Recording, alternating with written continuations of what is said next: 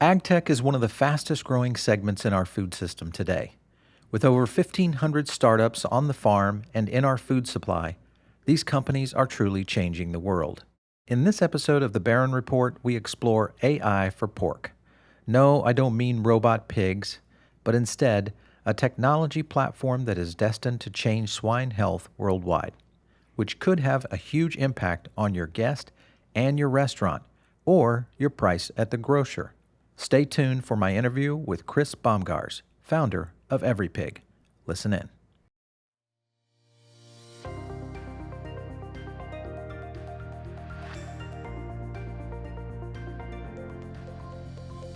All right, so Chris, welcome to the show. Thanks for stopping in. Thanks a lot for having me. I'm excited to be here. Yeah. All right, so let's get into EveryPig and kind of the whole concept of what you guys are trying to do. A little bit about your background and the concept of EveryPig itself. Sure. So I'll start with my background, I guess, if that's a decent place. I grew up in Northwest Iowa. It was in a town of 6,000 people with about 1.5 million pigs within 30 miles. Oh, yeah. My dad was a veterinarian, so I grew up seeing him start a mixed practice, small animal and large animal. So a lot of my early childhood memories were running calls with my dad and going out and preg checking cows or vaccinating pigs and doing those things, which definitely led to EveryPig eventually. I moved to South Florida about 11 years ago and worked with the family business. My dad had started owning some pigs with farmers in the area that were clients of his, and they started going out of business or were threatened to go out of business because of consolidation in the industry. Right. And I saw the business model that my dad had started, and I said, I can really help you grow this thing. And so I focused for a little over a decade on growing that business. And we had a lot of success during that time. We expanded from about 30 farms to having pigs on over 350 farms. And we were producing over 1.5 million pigs a year by the time I left. And the growth was exciting, but I noticed a lot of the problems and challenges in the industry while we were expanding and in the business. And I really felt a calling to start to do something to move the bar forward, especially in terms of pig health. Right. And that's a bit of the genesis of where EveryPig came from. Sure. Was that contract farming? So he would go do a deal with multiple farmers, then seed that farm and go that route. Right. So that's a lot of head. It's a lot of head. It's a lot of farms. It's a lot of pigs and people to deal with. And that's probably a little known fact around the country is that typically contract farming is the way that the industry operates. Yeah. So most people that are involved in especially pork, I'll stick to pork because I don't know as much about the other industries, but these are typically contract farmers that own their farms, they own the land and the buildings, and then there's a company or person that owns the animals, and they raise them for those animal owners. Yeah, run full maintenance, feed, all that Yep. all that kind of stuff. So interesting you say that, because that's kind of where the industry has kind of gone from back 20 years ago, contract farming, eventually kind of became much more commercialized, and now we're seeming to go back to contract and more small farm systems, mainly for sourcing and just that quality, because it's obviously the consumer demand. Let's get into that in terms of, kind of the passion behind this. So you helped your dad with the business, but connecting the dots of taking it to the level that you guys are doing at EveryPig, where was that connection? Yeah, so I would say probably about 5 years into being in the industry as a pork producer and growing the business, my entrepreneurial spirit loved that growth. But I really had a few moments where my conscience kind of tugged at me, and that would come in situations where, say we'd have a contract grower that was doing a great job of taking care of the animals. They would let us know about a health problem. Right. And for one reason or another, we didn't respond to that health issue quick enough. And so I started to take a look at the processes. Well, what are the processes for record keeping around these things in the industry? And believe it or not, most of the industry was looking at mortality reports that came in at the end of each month. And those mortality... Too late. Exactly. It's too late. And I started to look around for solutions, and I couldn't find any real-time solutions in the market. And I Interesting. started to think, this is absolutely crazy. You know, we're in a technological age where we can be applying some tools to this, and we can start to look at real-time data from the farm and respond to the health issues before the animals are dead. It seemed common sense, but no one had been there doing it. Interesting. So agtech has exploded in the last 5 years. Most of it's been in the crop technology, but in the protein side, there's been some, advancements all the way from whether you go to companies like Beyond Meat or Impossible Foods, some of those, producing alternative type meats. But in the actual animal proteins, we've seen some pretty big improvements. Let's kind of go down that path and talk about, because I think that's one of the big scenarios you see with big farms is, their carbon footprint. How do you reduce that by, creating, this whole point of 100% yield, which is really hard to do in farming anyway. Was that kind of the genesis of where your whole concept of EveryPig started? My focus really was on pig health. So growing up, like I mentioned earlier, with a veterinarian father and then being in the business, I knew that the issue of historical data and how the industry was receiving data was just completely outdated and ineffective. And so we've been pretty focused on making sure that we're collecting and then presenting real-time data to stakeholders in a fashion that's actionable. And a lot of these pig health issues that are happening around the countryside, you might have an average farm size where you're talking about 2,500 pigs, 5,000 animals, sometimes 10,000 animals or more on one farm. And so if you think about this in a human context, and if you have kids, for example, and your kids go to school and one kid's sick in that nursery, they come back and before you know it, you've got a lot more sick kids. And it's the same thing with animals. So especially with pigs, because they're typically in buildings, and these health issues spread quickly. So fast response time is of the utmost like a importance. free range, Exactly. Yeah, free range in chicken or beef or something of that nature. I could definitely see that being the case. So the technology that you started building, software-based, connecting into these farms, kind of walk us through what that technology consisted of, where you'd help the farmers and the vets. Okay, sure. So caregivers, typically, and these are the contract growers, we like to refer to them as caregivers, typically are writing down health issues, medications that are going into the animals on a daily basis. Right. Again, the issue was they're writing these things down on a piece of paper that's getting faxed into a centralized office at the end of the month where basically no one sees them, and you might have some people entering them into an accounting system or a historical reporting system. So what we started out by doing was digitizing these daily health checkups. And anytime, so we have right now over 1,000, 1,200 caregivers that are entering daily checkups into an app. And so this is a web app. They don't need any special device to do it. They can do it on their smartphones, tablets, home computers, whatever has a browser and is internet enabled. And so they let us know every day, okay, how are the pigs doing? Are they showing any symptoms? What percentage of the group is symptomatic? What medications went into these animals? Did you give treatments today? These are water meds and injectables.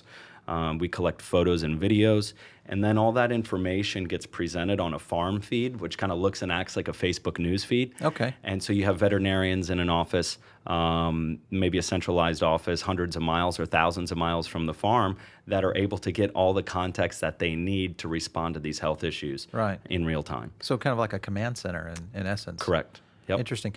When you look at the agricultural, systems within the United States, and we've got a large FDA and, ag system within both state and federal level, have they come to you and said, hey, we really need to maybe implement something like this nationwide? And especially with the recent swine, scare we had with the disease in China, which was a huge issue. Yeah, you're referring to African swine fever, I think. Yeah. So great point. African swine fever right now is a disease that has affected millions and millions of pigs around the globe. I think it's hard to get good stats out of China, but what they're saying, a lot of experts are saying, is over 50% of China's pig supply has been killed because of African swine fever. China has 50% of the world's pigs. Yeah. So you can run the numbers on that. There was also, just this week, it was reported that African swine fever spread to the Philippines. And one interesting point here is they first detected the problem in the Philippines, if I'm not mistaken, sometime around 6.5 weeks ago. And they just got confirmation on it. Imagine if they'd have known like within days, so you don't get the zombie pig effect.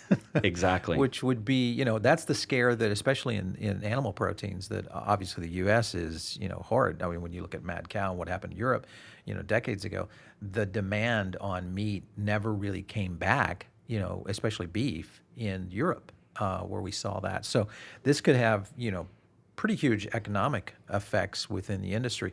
What kind of feedback are you getting from governmental agencies? Yeah, we're opening the door right now in conversation with a lot of the regulatory agencies. So we've been in touch with organizations like the American Association of Swine Veterinarians. We're starting to talk with local and state veterinarians.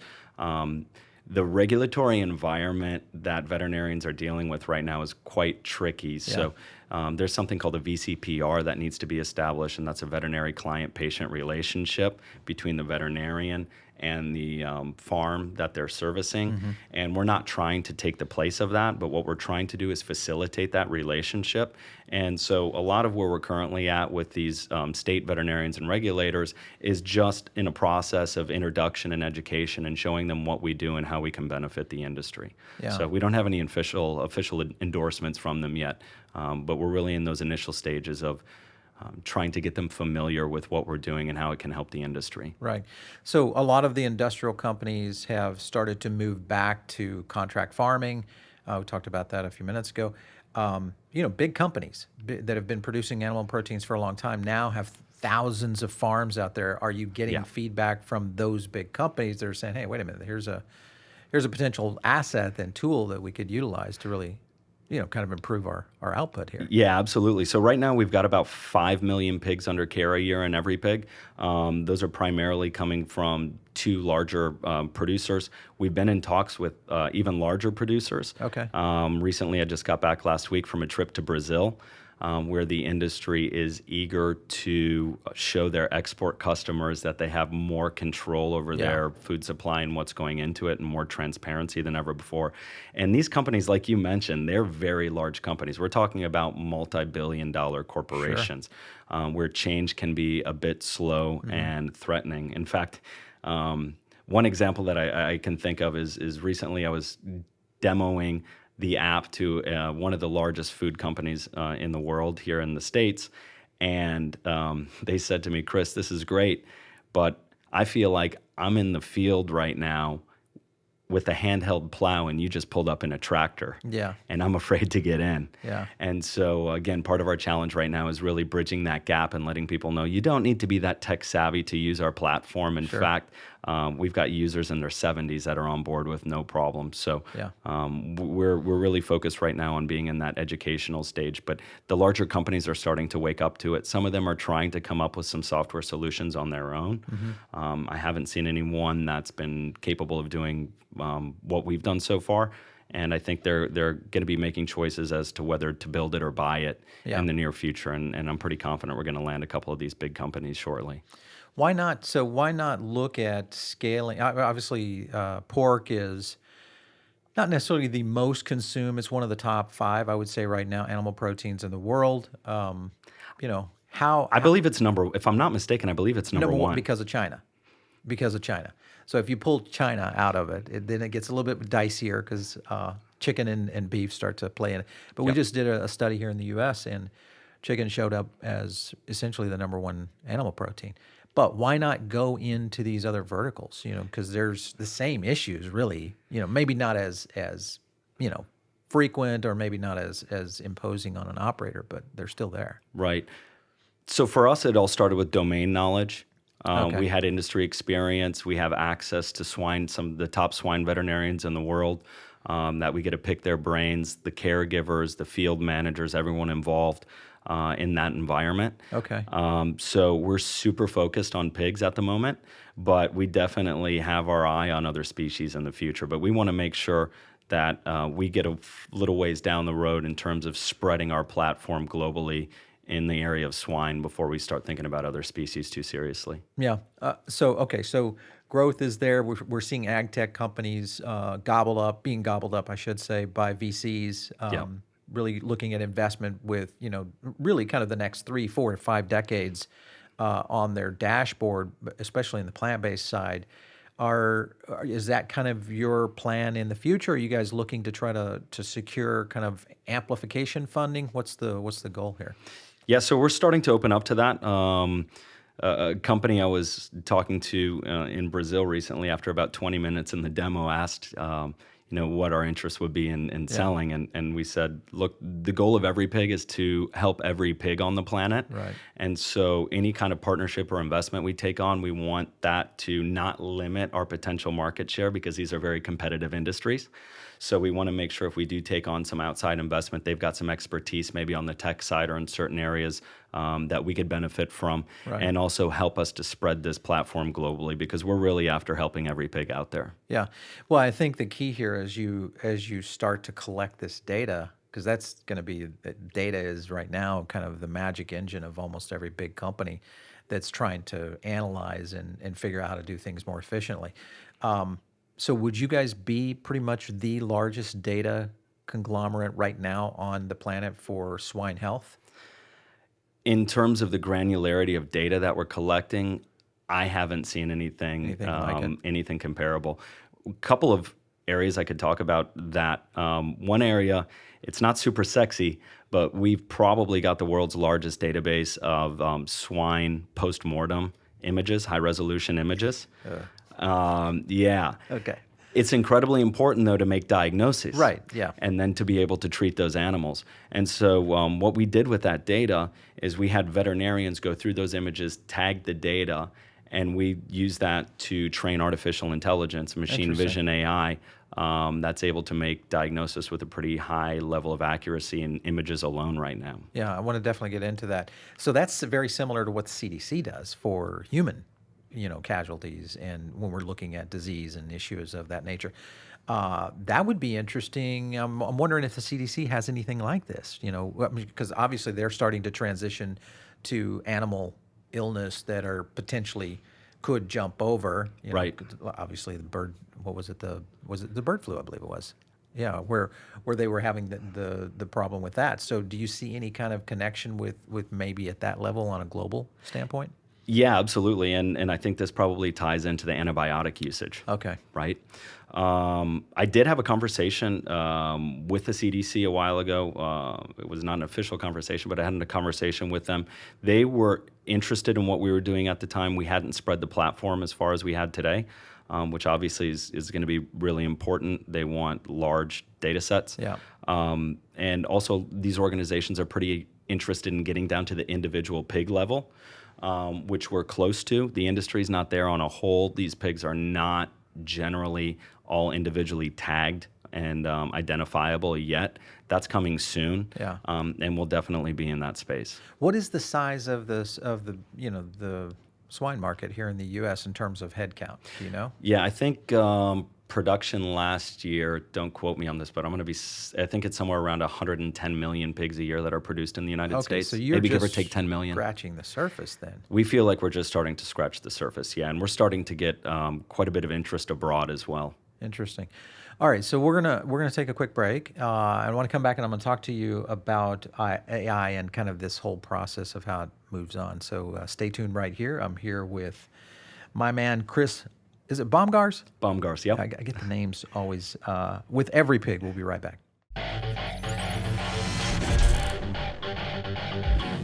Has your business hit a wall?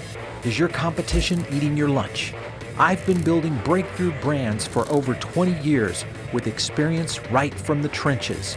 We deliver strategy, execution, and follow-through results in branding, technology, operations, marketing, and leadership. Become the breakthrough brand you should be. Contact me now at paulbarrongroup.com.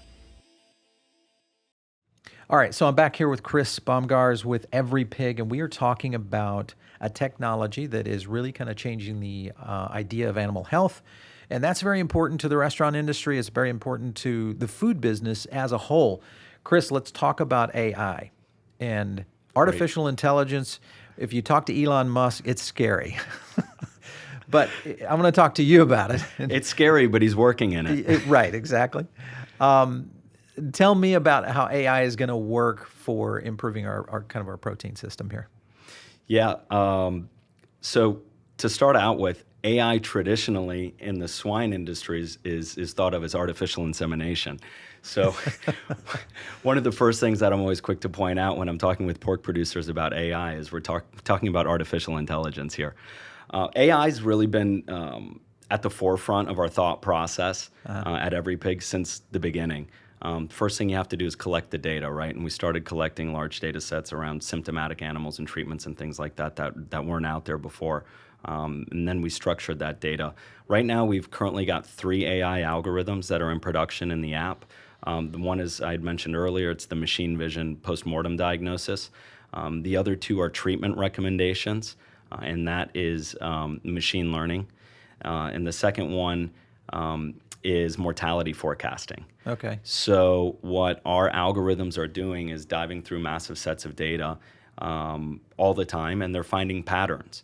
And so what the mortality forecasting algorithm is doing is it's alerting veterinarians to health issues that are coming as far as 7 days out ahead of time. And so they're using over 100 different inputs. One of the unique things about AI is it's got a memory that is much, much better than ours as human beings. It doesn't forget, and it's able to make correlations and associations and find these patterns and say, hey, I recognize that pattern. Right. And 90% of the time when that happened historically, it leads to this issue. So we're really focused on using those algorithms to help veterinarians instead of being reactive, finding out about mortalities in a report from last month, to getting proactive and starting to see issues before they happen. And we're already seeing that starting to save a lot of pig lives, which is great for the animals, obviously, for the companies because it's saving them money. And it's good for the consumer because keeps costs low. Keeps costs low. And it's also going to, we hope, reduce the amount of antibiotic usage that needs to go in these animals when we can get closer to precision treatment instead of mass treatments. Which is going to be huge for, the whole element of organic and just that health scenario that you deal with a lot of the consumers today when they look at food transparency. So pattern recognition, machine learning, do you foresee this becoming something that could become predictive to the sense of maybe even at the genesis of farm condition, the pattern of previous, cycles of the breeds there? Anything like that where you start, because like crops are like that, where they're, you're analyzing yield and previous, all the way down to the soil regeneration and things of that nature, which now they're able to, in some of these ag tech companies, they're able to actually predict where your best yield is going to be based on all this data they're getting in from their soil. Anything like that that's coming down the pipe for you guys? Yeah, absolutely. So we think in terms of mortality forecasting, we're already able to see things that human veterinarians just aren't able to see. And one of the issues here, a little known issue probably, is that these veterinarians have an incredibly difficult job. So there's a major shortage of swine veterinarians in the United States. Almost everyone that's going into veterinary school now wants to be small animal, and they want to live in a metropolitan area. Sure. And that's just not where the animals are being raised.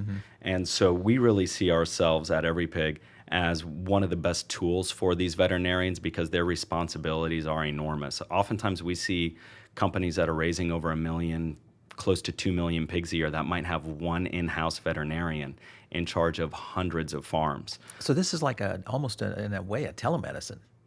Absolutely. For the swine populations. Yeah, and it's also good for biosecurity because veterinarians are making remote diagnosis with more context than ever before without having to travel to these farms. Yeah, so that's the key, which keeps costs low on, health maintenance, all that kind of thing. So I see a ton of benefits here. The key, I guess, I would look at as you're growing the AI side of it and collecting all this data, any expansion of where that data is going to go to the next level? Like, hey, here's where we are today. In 2 years or 5 years, what our roadmap might look at for potential for you guys? Yeah, so we're not only collecting data in our app, we're taking in external data. So a recent integration we did, for example, is with AP Edge controllers. These are barn controller companies that have sensors in barns. We pull information from these AP Edge cloud-enabled controllers automatically. So a couple things we're pulling in are temperature information Weather. and water consumption. Ah, okay. All right. Water consumption is one of the first indicators that there's going to be a health issue coming down the road. Oftentimes, there will be a decrease in water consumption even before the symptoms start to appear in the animals. Interesting. Okay. So we're looking to get to a point where we're going to be able to hopefully leapfrog the dependency that we currently have on human caregiving in terms of their observations. I think we're going to need the human caregivers for a long time. But when we can start and we're pulling in things like this water consumption, it's going to feed the algorithms, and it's going to be able to make us give us the ability to see things even further out into the future that even the human eye that's there with the animals might not be able to see. Yeah, absolutely. So I see this in 20 years, you could take this technology and, you know, the roadmap of what you've built and pretty much transplant this in just industry after industry, whether all the way down to humans. At least if you're getting that kind of an analytic, you know, input and feedback, because that's obviously the key on any of that. I've seen, my wife's a doctor, so we talk telemedicine all the time, and it's kind of this whole idea. And she says the biggest breakdown on telemedicine is you don't get enough data. There's not enough information to actually care for the patient without that visit, you know, so that's the big holdback with where they're going. So you guys seem to have solved that problem, or at least a part of it. Well, one of the nice things about working with animals is there's a little less privacy regulation going on. Yeah.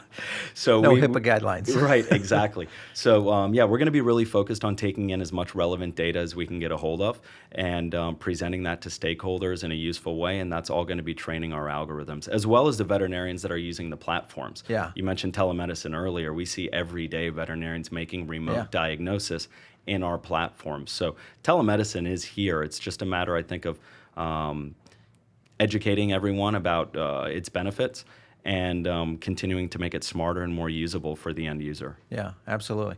Well, it sounds like you guys are definitely on the cusp of really kind of breaking through here. Key here is going to get a lot more head. Yep. You know, under your system. You know, if you look at 110 million, you're at 5 million now. So if you get up to, where would be critical mass for you? Where would you say, okay, this is where things really start to click? 25 million, 35 million? Yeah, we've already got enough data to train these algorithms, and that's one of the nice things that's going on with technology today is it used to take even larger data sets in order to come out with usable insights. But yeah, we'd certainly love to get to that 50 million a year mark. That's 50%. That's huge. Yeah. That would be okay. So that would make real impact on the industry all the way, literally trickling down into grocery, food chain, food systems, restaurants, and so on. We'd love it to become the industry standard. If they're not using EveryPig around the world, they should be. Yeah. And so we're going to be working hard towards that. And again, it might not be the United States that's the leader in this one. We're seeing a lot of interest in Brazil.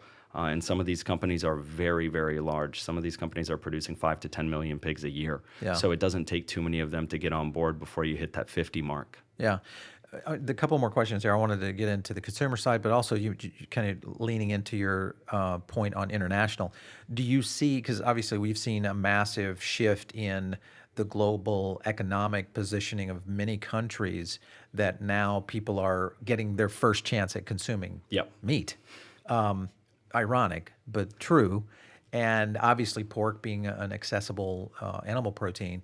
Where are these centers of pockets that you see potentially growing down the road? Obviously, the U.S. is what it is, but there's new markets out there that are developing all the time. Yeah, and that's an interesting look at things because I think oftentimes here in the States, we tend to see the vegetarian and the vegan movements coming on pretty strong, and they definitely are.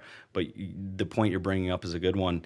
As these countries are coming out of poverty and people are coming out of poverty, one of the first things they do in changing their habits is they start to eat animal protein. So animal protein rates are not, they're not decreasing in consumption around the world. We see countries like Vietnam that have quite a bit of potential. And if I'm not mistaken, Vietnam, their government has taken a stance where they're interested in growing that industry. EveryPig already is currently in English, Spanish, French, Vietnamese, and Korean. Takes us about a week to get up and running in a new language. So we're definitely a platform that's built to help in a lot of different countries. We've got traction in Canada as well. The industry's a little bit smaller up there, but they do have a couple of major players. And I think a lot of it's just going to be about what the end consumer wants and what they demand and how much they want to see in their food. Because as the consumer becomes more and more educated, Right. and they're going to want to see more and more around where their food's coming from, and it's going to put these companies on notice, and they're going to have to say, all right, look, it's time we embrace some of this change. It's time we embrace some of this transparency. Yeah, absolutely. So you mentioned when you look at international like that, how are you recruiting the caregivers? Because obviously here in the U.S. you've got the veterinarian connections. Yep. How do you move that into Brazil or into Vietnam, places like that? So typically we're going at the corporate headquarters. We're going at their lead veterinarians, Okay. their heads of health, production specialists, and what they'll do is they'll issue a mandate and they'll say, okay, instead of writing this information down on paper now, caregivers, you're going to be filling this out digitally. And you're doing it because it's going to help you do better at your job. We're going to be able to give you more support and follow-up, which in the end, most of the caregivers do want. Yep. And we're doing it because our customers and we care about transparency and pig health and welfare. Yeah. So great. This is great news, I think, for the industry. We're going to see a lot more efficiencies. Now let's talk about the consumer connection, because that's kind of this next foot that will drop for really driving demand for companies to really take these kinds of steps. Transparency, huge issue with the under 40 population. Yeah. Where do you see that going? And where do you see because I've seen two studies, just saw a study out of, can't remember if it was MIT. I'll find this. I'll get a note. I'll put a note in here for the podcast, where they were looking at plant-based. It was a plant-based study. I think it was a European study that and it just came out here recently. I just read it last week, where they were looking at heart disease, and that with plant-based diets, heart disease went down, but they found a side effect where stroke was going up with the lack of animal proteins. And this was a big data set that they were looking at. So we are seeing kind of that issue here in the U.S. where plant-based and animal proteins are starting to jockey for position. Where do you see all of that kind of panning out in the future? Because the demand is going to be big globally. U.S. may dip a little bit, even though we're only seeing like 6% of the populations that would consider themselves vegan or even plant-based. If you look at what a lot of the large meat companies are doing is they're investing in these businesses. Moving into that direction. So I think they're hedging a little bit. I don't want to speculate too much on that, but what I do see out there happening today is consumers care more and more about antibiotic usage. Yeah.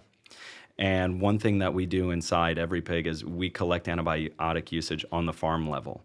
And to our knowledge, this hadn't been done from the farm level in any sort of replicable, scalable way in the past. And so we believe awareness is the first step to any change. Yeah. And scientists are out there making more and more ties to overuse of antibiotics in our food supply and potential issues on the human side. Yeah. And in order for that awareness to occur, we're collecting this information in the app. We're presenting it to the stakeholders and to the companies so they can start to take a look at, okay, here's your antibiotic usage over time at a system level. Here it is on an individual farm level and even an individual caregiver level.